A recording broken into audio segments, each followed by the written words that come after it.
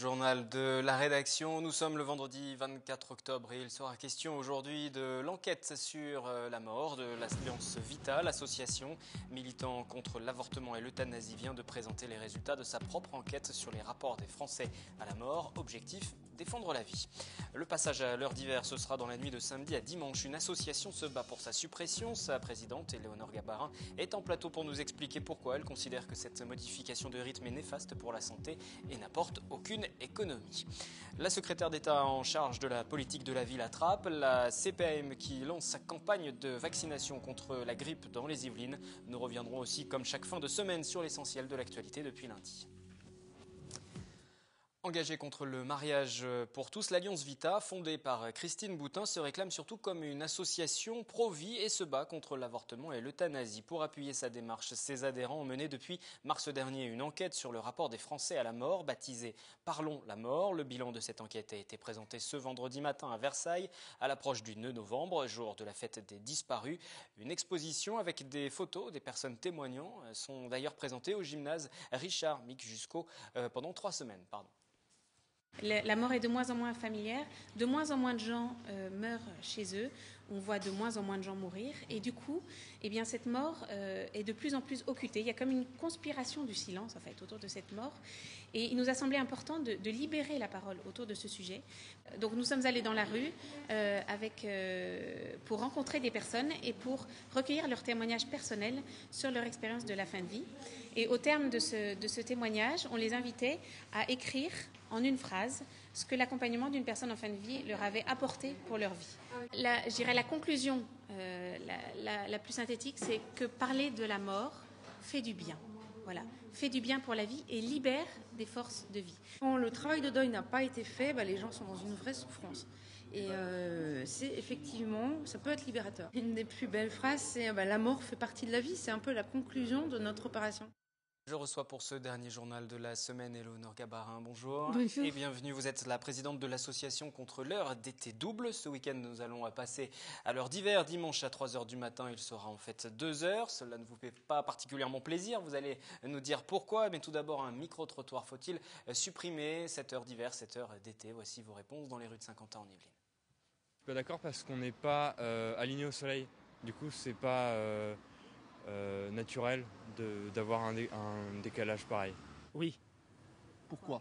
Pourquoi ? Parce que je trouve que ça a une influence négative sur le comportement humain. Je trouve pas que les économies d'énergie sont au rendez-vous escompté. Je vois pas trop la différence. Je pense que pour les enfants, ça dérègle un peu des habitudes, été, automne, hiver, et que ça apporte pas grand-chose. Pour moi, je le supprimerais, pour qu'on n'ait pas la nuit qui tombe trop tôt l'hiver. Supprimer, oui, tout à fait. En plus, au niveau des enfants, c'est compliqué vis-à-vis de leur rythme, du rythme, quoi. Donc, pour moi, ça n'a vraiment aucun intérêt. C'est l'unanimité, il faut supprimer ce changement d'heure. Vous êtes plutôt satisfaite de voir, j'imagine que votre avis est largement partagé. Mais expliquez-nous pourquoi, tout simplement, vous militez depuis presque une trentaine d'années contre cette heure d'hiver, cette heure d'été. Oui, en fait, nous avons conscience, et nous le disons toujours, que la France avance 2 heures en période d'été, ce qui est un cas très rare dans le monde. Et d'ailleurs, on se demande pourquoi, puisque avant, nous avancions 1 heure, depuis que le général de Gaulle a instauré une avance permanente de l'heure légale par rapport à l'heure du fuseau. Et ça suffisait pour faire plaisir à certains, et ça ne posait pas de problèmes excessifs. Mais avec l'heure d'été double, on cumule la complication pour les transports du changement avec un retard de l'obscurité qui nuit au sommeil, d'où une fatigue, et aussi des conditions moins bonnes pour le travail. Donc en fait, ça a un coût économique. Alors ça ne permet pas des économies, ça coûte plus cher en fait. Pour la santé, bien sûr que ça coûte plus cher. Vous savez que les problèmes d'insomnie sont la première cause de consultation en France et que nous sommes les champions du monde de la consommation des somnifères. Et en fait, côté énergie, de plus en plus de spécialistes constatent qu'il y a plutôt une perte. Et pour les loisirs, même si certaines personnes en profitent un jour ouvrable, donc pour l'ensemble de la population, un week-end en vacances, donc c'est moins bon. Pourquoi ? parce que d'abord il faut récupérer le sommeil, et puis beaucoup d'équipements ferment quand même très tôt par rapport au jour naturel. Alors, il faut se dépêcher. Là, on va changer d'heure, on va reculer d'une heure, mais on aura toujours une heure d'avance par rapport à la normalité. En fait, en hiver, oui. Ce que vous demandez, c'est quoi? C'est qu'on supprime l'heure d'été et l'heure d'hiver, qu'on s'aligne sur quel horaire en fait? Non, voilà, donc qu'on reste comme, je vous dis, comme avait voulu le général de Gaulle, donc avec une heure d'avance toute l'année. Bon, il y a d'autres associations qui suggèrent qu'on adopte l'heure du fuseau, mais on est trop loin, ça serait peut-être le mieux, mais déjà une heure d'avance sans changement, on l'a vécu, et ça pose pas de problème. Vous savez, souvent il y a quand même des horaires moins matinaux quand on avance d'une heure. Hein. J'ai vécu en Espagne, on avance en fait plus d'une heure, et les écoliers commencent à 9h, pas à 8h30. Par contre, on sait que les Allemands commencent plus tôt. Mais avec les 2 heures d'avance en été, figurez-vous que les écoliers commencent à 6h30, l'heure du fuseau, que les familles se lèvent à 4h30. Et donc, c'est pas étonné qu'il y ait un problème de rythme scolaire qu'aucune réforme ne parvient à résoudre. Donc, avant de faire une réforme, il faut déjà s'aligner sur un horaire. C'est ce que vous dites. Je disais, ça fait une trentaine d'années que vous militez avec votre association. Est-ce que les choses avancent? En tout cas, est-ce que vous avez le sentiment qu'on vous écoute un peu, que ce soit en France, dans le reste de l'Europe? Oui, on nous écoute un peu. Et il y a plusieurs rapports donc, qui nous ont donné raison. Des rapports des parlementaires français, Madame Royal, M. Gonneau. Le Sénat a proposé qu'on ait l'heure d'été simple, voilà, comme actuellement le Royaume-Uni et l'Irlande, donc l'heure du fuseau en hiver, une heure d'avance en été. Et en Europe, il y a eu à un moment, on avait une situation de dialogue très intéressante, et ils ont voulu réunir les pays. Ça n'a pas bien marché, par faute de la France, m'a-t-on dit. et puis maintenant, voilà, on attendait impatiemment le résultat d'une étude d'une direction générale, la MOVE, et les premiers échos que nous avons ne paraissent pas très bons. Ils disent qu'on ne peut pas modifier la situation actuelle parce que voilà, les pays se sont habitués à travailler avec la même heure. Oui, mais avant aussi, sans les changements d'heure qui ajoutent une heure. Donc, on avait la même heure en hiver du fait de l'avancement de la France. Alors, pourquoi je trouve qu'ils n'ont pas beaucoup réfléchi. Et puis, par contre, il y a une bonne nouvelle qui vient de la Russie, où les changements d'heure avaient été supprimés par M. Medvedev. Et déjà, il y a quelques mois, ils ont annoncé qu'ils s'aligneraient toute l'année sur l'heure d'hiver. Eux, ils ne voulaient pas rester toute l'année donc avec une heure d'avance, puisque l'expérience se montre négative. Donc, en tout cas, il y a beaucoup des avancées, les choses bougent un petit peu, même si ça ne va pas toujours dans le bon sens. Vous parliez de ce rapport dont on attend toujours les finalités. Il y a aussi de nouveaux arguments depuis une trentaine d'années qui peuvent être avancés. L'aspect technologique notamment, on a des lampes à économie d'énergie, des choses comme ça. Ça permet de faire des économies sans avoir à changer d'heure nécessairement. Mais aussi, ce qui arrive, c'est que l'économie liée à l'heure d'été, qui est une heure de moins de fonctionnement des lampes, eh bien, elle suppose moins d'énergie. Vous savez, la lampe de 12 watts, elle va économiser 12 watts-heure, alors que celle de 60 qu'on utilisait avant économisait 5 fois plus. Donc, il y a ces deux aspects concernant les lampes. Et puis, il y a eu plusieurs scientifiques qui ont évalué, vous savez, sur 20 ans, par exemple, des augmentations des accidents cardiaques, des accidents, ça c'était en Suède, des accidents du travail, donc aux États-Unis, et plusieurs équipes ont mesuré des augmentations des accidents de la circulation. Ils les ont toujours mis en relation avec la fatigue liée à leur d'été. Et ça prouve, alors qu'on peut parler aussi d'autres choses, comme par exemple le retard apparent de la sécrétion de l'hormone du sommeil, qui est bloqué par la lumière. Encore pour vous faire entendre, et vous allez continuer, on imagine, ce combat. Avec ces études, on voit que la nuisance, que pour certains est limitée, moins de sommeil, pour d'autres peut causer des accidents, dont des blessures et même la mort. Merci Éléonore Gabarin, donc présidente de l'association contre l'heure d'été double. Et malgré tout, pendant ce week-end, il va falloir reculer d'une heure nos montres. Merci d'être venu aujourd'hui. Le journal qui se poursuit et les vacances également. Pour passer des moments en famille, la médiathèque du canal de Montigny-le-Bretonneux organise durant cette période des pauses ciné. Dès 16h, mercredi, jeudi, samedi, enfants et parents sont invités à l'auditorium pour des projections gratuites de films familiaux, forcément. C'est un événement qu'on fait déjà depuis un certain temps et qu'on essaye de systématiser pendant les périodes de vacances scolaires. L'objectif, c'est de toucher bien sûr les enfants qui soit ne partent pas en vacances, soit qui s'ils sortent de chez eux, puissent, quand ils viennent ici, avoir un événement à eux. Ça permet donc aux enfants de pouvoir passer un moment, souvent avec leurs parents. La programmation, elle doit rester à l'intérieur, sur des affiches, parce que c'est l'histoire de droit d'image, même sans savoir le titre.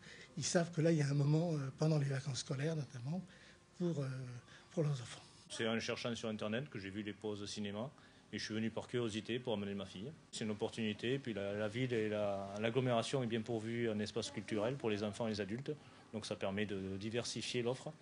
Vacances toujours et loisirs dans le cadre de sa thématique sur la science. La maison de quartier Monod à Guyancourt a organisé cette semaine un atelier gratuit d'initiation à la robotique. L'occasion pour les 10-13 ans de découvrir certains principes mécaniques. Anthony Reich a suivi l'atelier.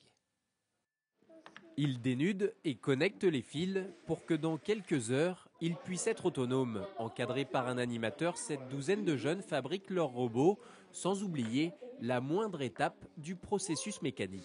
On prend la pile, on la touche et quand la pile elle va envoyer un signal à l'intérieur qui va faire démarrer le robot, le moteur. Ensuite, ça va enclencher les roues et là, on va rajouter des roues. Et du coup, après, ça va tourner, ça va marcher. Il faut le mettre sur et pour que l'ensemble des pièces fonctionne, les enfants découvrent et utilisent les outils traditionnels comme le pistocole ou encore la dénudeuse. À travers un atelier ludique, ces jeunes Guyancourtois apprennent par petites touches les principes de la robotique. Il y a un dernier fil effectivement qui n'est pas coupé. C'est un peu un petit mécano, surtout au niveau du deuxième atelier pour la construction du moteur. On parle d'engrenage, on parle d'axe, on parle de carter. Donc effectivement, on assemble tout ça, on visse, on crée un boulon. Voilà. Au niveau des engrenages, on leur apprend quelles sont les différences entre un engrenage fixe et un engrenage mobile. Qu'est-ce que c'est que le principe du couple pour un moteur? Voilà, c'est un peu ce genre de choses. Derrière cet atelier d'initiation à la robotique, l'objectif de la maison de quartier est de démocratiser la science. Et qui sait, une fois ce premier robot terminé, ce projet fera peut-être naître certaines vocations. Ah oui, ben voilà, d'accord.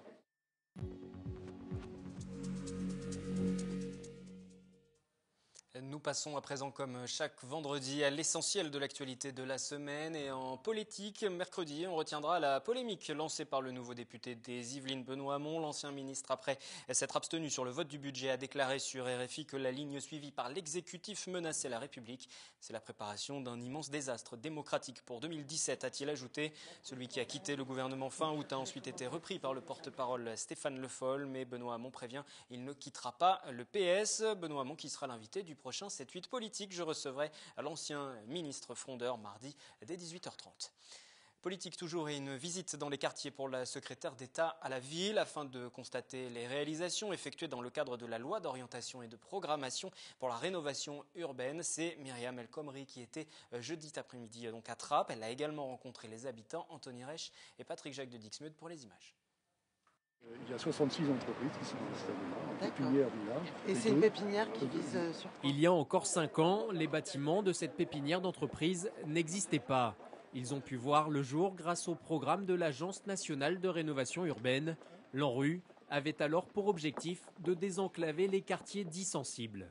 Je pense que Trappes a encore besoin du soutien notamment de l'Agence nationale de renouvellement urbain en termes de rénovation urbaine. Il y a encore des choses à finir à Trappes. Et puis là, on lance une grosse dynamique aussi autour des contrats de ville. Et je crois que ce qui est important, c'est que l'urbain soit au service de l'humain et qu'il faut aussi favoriser une présence massive des services publics sur cette ville, favoriser des actions, subventionner aussi les associations pour qu'il y ait plus de liens sociaux. Pour recréer ce lien social au sein de ces quartiers sensibles, en février dernier, le gouvernement a mis en place les contrats villes, un dispositif qui regroupe le renouvellement urbain, le développement économique et la cohésion sociale. Si dans quelques mois, la commune de Trappes aura terminé le processus de rénovation urbaine prévu dans le contrat signé en 2006, il reste encore 3 chantiers, la Cité Nouvelle et les squares Camus et Védrine. Avec ce nouveau contrat ville, la commune saint-quentinoise souhaite axer ses projets pour le futur sur l'éducation et l'intégration républicaine. Tout ce qui est compréhension de notre société, je parle de la maison des parents, je parle des centres socioculturels, tout ce qui est participation à la vie publique, ça passe par des choses aussi simples apparemment, mais aussi compliquées dans la réalité de comprendre le français. Dans le cadre des contrats villes, le gouvernement prévoit de débloquer 400 millions d'euros pour redynamiser l'emploi. Promopol en cessation de paiement, la pépinière d'entreprise en très grande difficulté. Dans la soirée de lundi, une réunion d'information a eu lieu dans les locaux de Montigny. Le Bretonneux, Othman Nasrou, le nouveau président, a invité les entreprises locataires pour éclaircir la situation. Florane Parfait, Catherine Zulato et Elodie Moine pour ce sujet. Les visages sont soucieux, plus ou moins inquiets, ils sont nombreux à s'être déplacés pour en savoir plus sur le sort de Promopol. Donc évidemment, il y a toujours les baux, rien ne change, mais il était important pour moi que vous ayez en tête qu'aujourd'hui une procédure juridique, une double procédure juridique s'ouvre. La société ne fait plus face à ces échéances depuis le mois de février dernier. Avec 2,2 millions d'euros de dettes, la situation est plus que compliquée. Une procédure collective est engagée, la pépinière va être placée sous la protection du tribunal de commerce et un administrateur va être nommé. Président depuis juin 2014, Othman Nasrou a évoqué la possibilité d'un redressement judiciaire. Pas de dépôt de bilan selon lui, la justice devrait se saisir du dossier au mois de novembre. Jusque-là, rien ne devrait changer pour les entrepreneurs de Promopol. En ce qui concerne notre avenir et la situation actuelle, effectivement, moi je ne l'ai pas vu venir, je l'ai quasiment appris il y a quelques jours. Moi je suis ici depuis 1992, donc on a vu malheureusement une dégradation depuis 5-6 ans et sans aucune intervention extérieure finalement. Merci d'avoir organisé cette réunion, vraiment pleine de franchise, donc maintenant on va attendre la prochaine échéance qui est mi-novembre. J'y crois pas beaucoup eu égard à ce qui vient d'être dit. Je ne vois pas comment les choses... quelle solution finale? Mauvaise gestion. Selon Othman Nasrou, une grande partie du problème est due au site de Trappes. En 2008, Promopol est nommé titulaire de la délégation du service public pour construire le site des Merisiers. Aujourd'hui, le déficit est de 1,8 million d'euros. Les difficultés financières qui ont commencé à se manifester à partir du moment où 2009-2010, donc avec l'ouverture du site des Merisiers. Ça, c'est un fait comptable. Je découvre un certain nombre de décisions qui me semblent surprenantes, ou en tout cas pas favorables à l'intérêt de la société. Donc je ne peux pas vous les détailler, puisqu'effectivement ça sera à la justice de dire ce qu'il en est réellement. Je pense que l'argent public, quand il est investi, il doit aller réellement au profit du plus grand nombre. Et j'ai le sentiment que sur un certain nombre de décisions qui ont été prises à Promopol, ça n'a pas été le cas. Des paroles qui ont fait réagir Guy Malandin, maire de Trappes. À cette période, le président de Promopol était Jean-Yves Gendron, élu parti communiste à Trappes, aujourd'hui délégué au développement économique de la ville. Il y a un déficit important de la société Promopol. 40% de ce déficit vient de la DSP, mais c'était l'engagement de Promopol. Quand ils ont répondu à l'appel d'offres, ils n'étaient pas obligés de répondre. Voilà. Et les autres qui ont répondu avaient aussi pendant plusieurs années, toutes les DSP c'est comme ça, pendant plusieurs années, l'amortissement de la construction du bâtiment qui joue sur les comptes, quoi. Donc là, on est conforme à l'engagement qui a été pris et signé par toutes les parties. Quand le nouveau président, Othman Nasrou, parle d'erreurs importantes de gestion, des fautes graves entraînant un risque de conflit d'intérêts, l'affaire va être aucun commentaire sur ce genre de déclaration. Les sites Merisiers et Torres seront repris par la ville de Trappes. La situation de Promopol devrait évoluer rapidement. Un premier avis du tribunal de commerce sera donné le 15 novembre. Toujours dans l'actualité locale, cette semaine, le Secours populaire des Yvelines qui ferme son antenne des Clés-sous-Bois pour raisons sanitaires. Un départ 20 ans après les premières distributions alimentaires. Claire Cambier et William L. À la fin du mois, cette antenne du Secours populaire français fermera ses portes. Aux Clés-sous-Bois, l'association était présente depuis une vingtaine d'années. La mairie leur avait cédé ce local pour faciliter les distributions alimentaires et de première nécessité aux Clésiens dans le besoin. Mais ce local, partagé avec un autre organisme, est aujourd'hui trop vétuste et ne répond plus aux normes d'hygiène et de sécurité. Il ferme au 31 octobre et pendant une semaine, en fait, Pour faciliter le déstockage, on invite les habitants des Claix qui bénéficiaient de l'aide du Secours populaire à venir tout au long de la semaine pour avoir un petit peu plus d'aide alimentaire que ce qu'il y avait d'habitude pour que les stocks soient au plus bas pour ce qu'il va falloir rendre les locaux. Du 24 octobre au 1er novembre, les bénévoles distribueront également des vêtements, affaires scolaires ou encore vaisselle. La mairie n'a pas trouvé de solution alternative à proposer. De son côté, le Secours populaire n'a pas les fonds pour financer un local par ses propres moyens. Un coup dur pour les quelques 70 familles soutenues par l'antenne. La Caisse primaire d'assurance maladie qui veut rassurer autour du vaccin contre la grippe. Chaque année, une campagne est lancée à destination des populations les plus fragiles pour permettre la gratuité de la vaccination, mais il est de plus en plus difficile d'attirer le public. On écoute le directeur adjoint de la CPM des Yvelines, invité du journal cette semaine. Depuis 2009, on assiste à une érosion des résultats. Nous sommes partis de plus de 60% de taux de vaccination en fin 2008. Et l'année dernière, nous étions à peine à 50% sur l'ensemble de la population. Donc, c'est une perte de plus de 10 points en 5 ans. Ce qui est plutôt inquiétant, préoccupant. Pourquoi ? Si vous parlez d'enjeux de santé publique, on peut s'étonner de ces résultats ? C'est préoccupant parce que je pense que d'abord, la population concernée est de plus en plus importante. Le nombre de personnes de plus de 65 ans augmente. Je pense que parmi cette population, bon nombre d'entre elles considèrent qu'ils ne sont pas concernés. Et puis, il faut aussi y voir le résultat de différentes campagnes de vaccination qui ont été considérées comme, on va dire, malheureuses ou non appropriées par beaucoup de nos concitoyens. C'est-à-dire, vous pensez à la grippe H1N1 voilà. a laissé des traces. L'association de prévention routière abandonne les images chocs d'accidents violents et les mises en scène maintenant sont plutôt portées vers la tendresse. Un revirement de stratégie initié à l'occasion de ces vacances de la Toussaint. Vous allez dans un instant entendre les réactions du président de l'association 40 millions d'automobilistes. Il était invité de ce plateau mardi. Je trouve que cette campagne est intéressante et intelligente parce que finalement nous vivons tellement dans les images de violence que pour une fois, si on arrive à des images plus douces, c'est là que ça va être remarqué. Ça veut dire que les images violentes, les images réelles d'accidents, ça ne fonctionne pas forcément sur les automobilistes ? Vous regardez les médias, vous regardez la télé, vous avez sans arrêt des images de violence. On est tellement habitué à la violence, y compris sur les accidents, que à la limite, personne ne fait plus attention. Si on a des images douces, voire humoristiques, peut-être que l'attention sera là. Et je crois qu'on est tous pour la sensibilisation, puisqu'on est arrivé à un niveau tel de répression qu'il faut faire autre chose. Et la sensibilisation, la prévention, l'éducation, c'est quelque chose d'extrêmement important. Et ça va participer. Et voici donc ce spot réalisé pour la prévention routière et lancé pendant ces vacances.